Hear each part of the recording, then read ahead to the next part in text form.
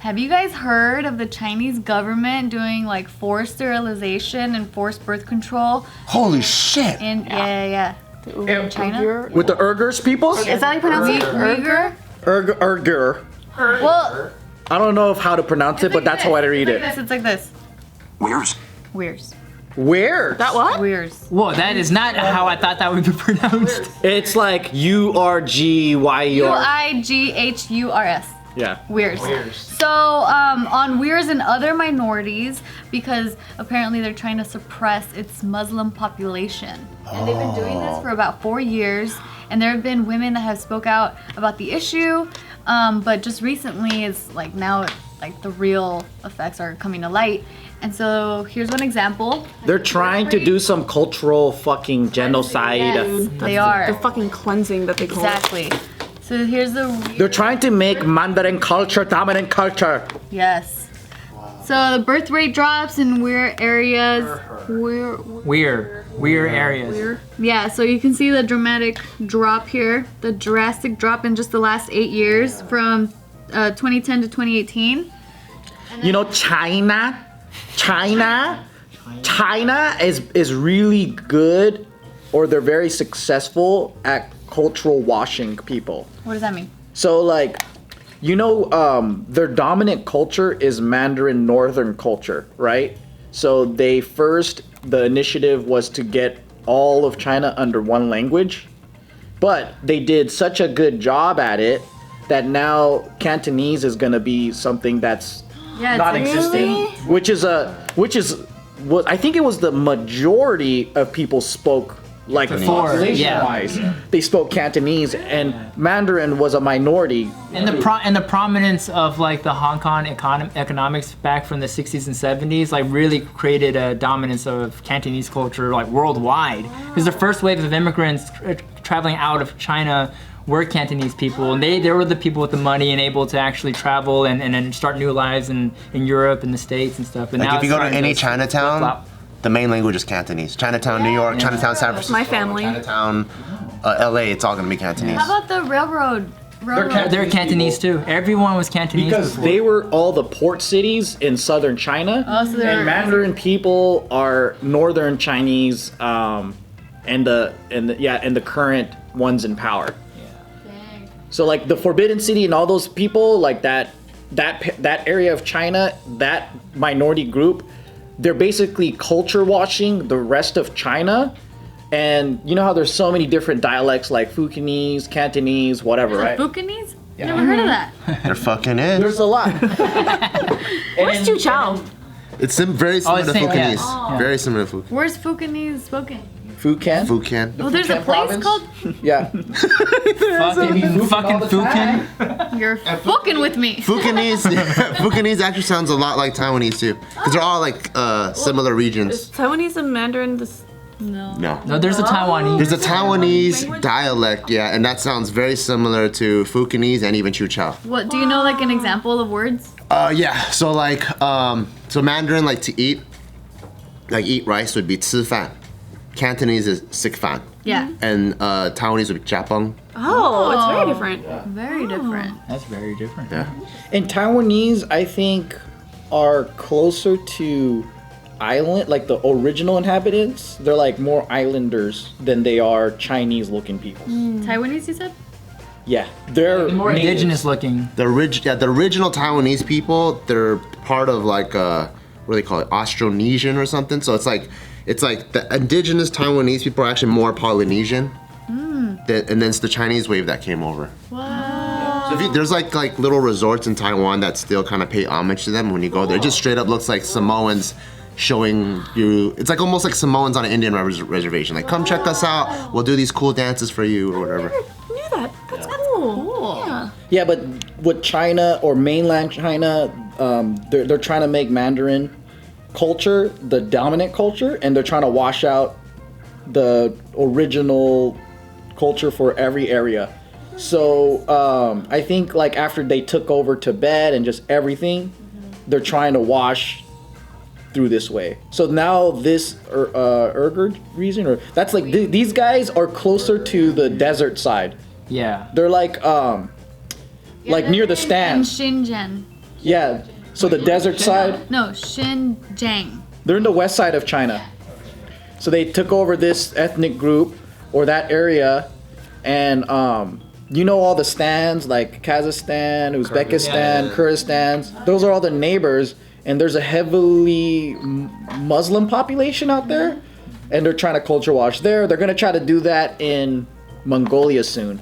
That's my. Wait, they don't have jurisdiction limits? Like they can do that in Mongolia too, even though it's not part of China?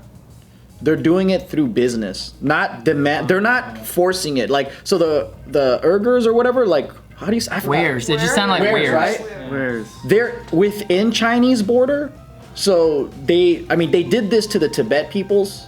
but Oh, right, they that's still true. speak Yeah. Tibetan, they weren't that successful, but you guys remember that, right? There was a whole movement, Free Tibet, all this stuff, and then so now they're trying to do that to the whole. China did take West. over Tibet or didn't? Yeah, it's been under China for a while.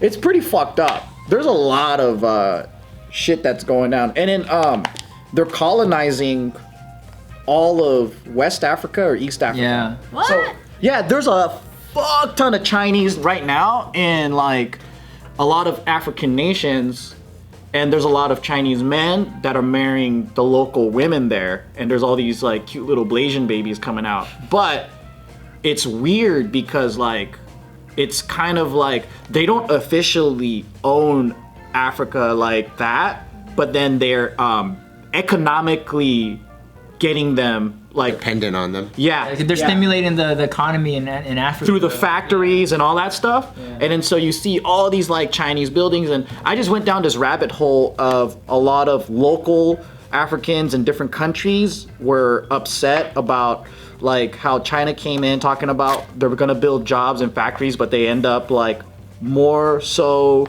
exploiting than benefiting and helping. And then there's just a lot of weird. I'm just like, damn, this is so crazy, dude. But China's trying to become a world power in a major sense, and I think these are the moves that they're making. Yeah. Yeah. It's working for them too. People are saying this know, is basically like a genocide that's happening right now, and Yeah. no one's doing anything about it. But it's just Yeah.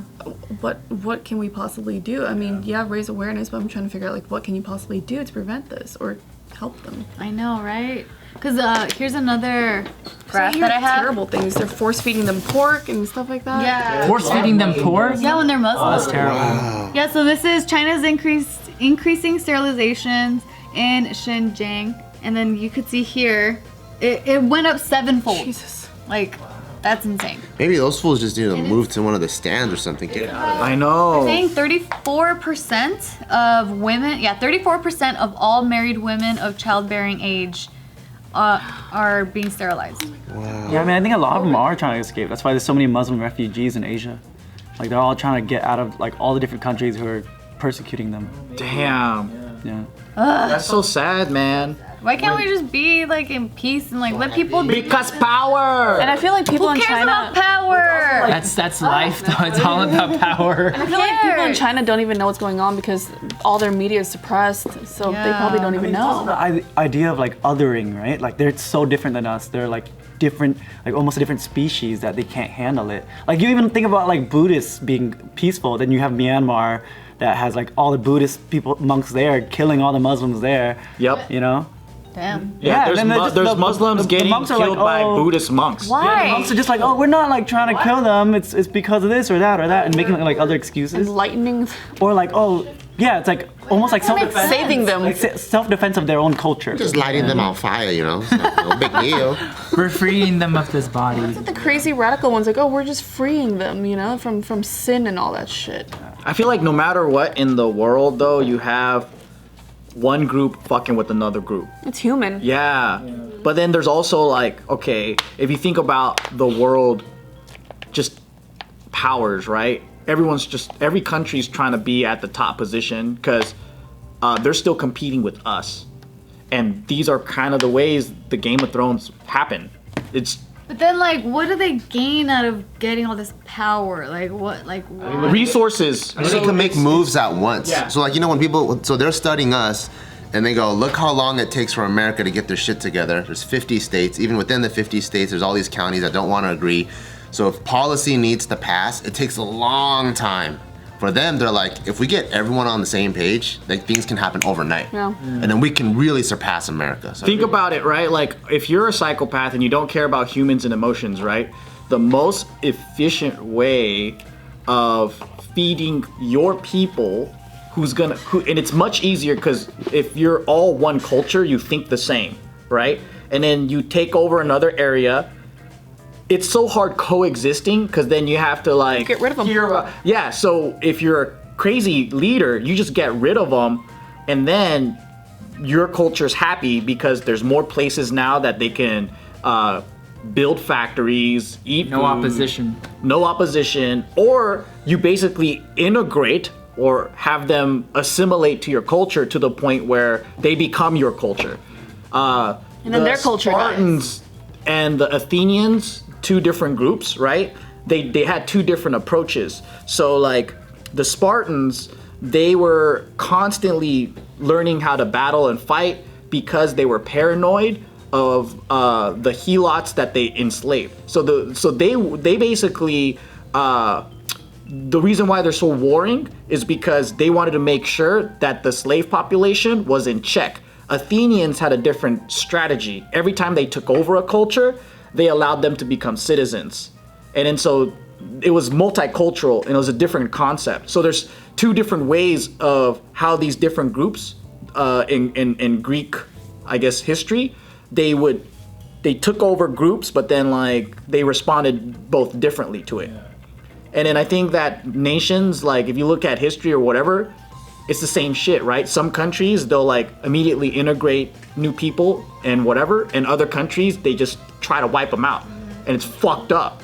I think the more better way is just to bring them into the society and make them your citizens and shit, you know? Harmonious though. Or Yeah. ethical, maybe? I think so. Like, this is some crazy shit. Cultural and human genocide is like, that's just violating fucking crazy UN terms and shit. Yeah, Geneva that's crazy.